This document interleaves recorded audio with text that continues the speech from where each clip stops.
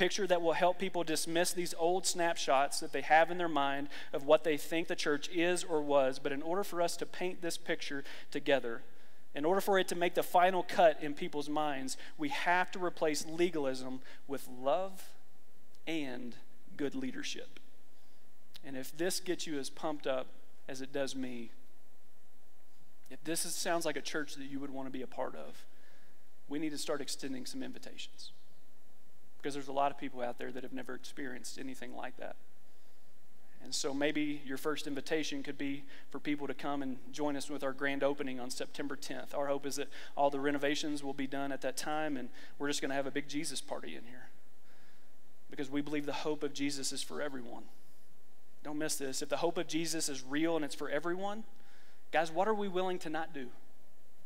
Where are we willing to not go so that we can introduce people to the hope that only comes from Christ?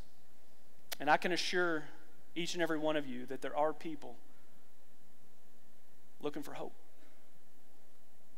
There are people that are desperate for hope.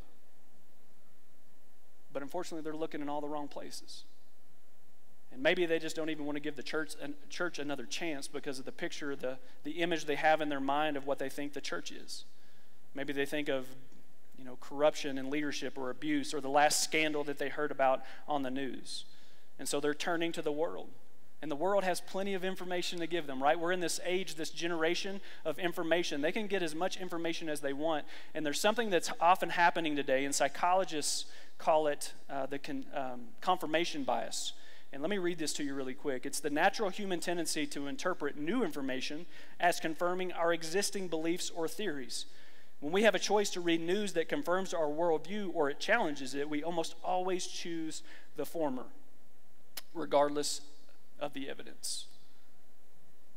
We saw this play out in a big way in this last political environment. Guys, what does this mean? It means we got a lot of work to do to paint a new picture, a different picture. But I'm encouraged. Like I really am. I'm encouraged because you know what I see right now?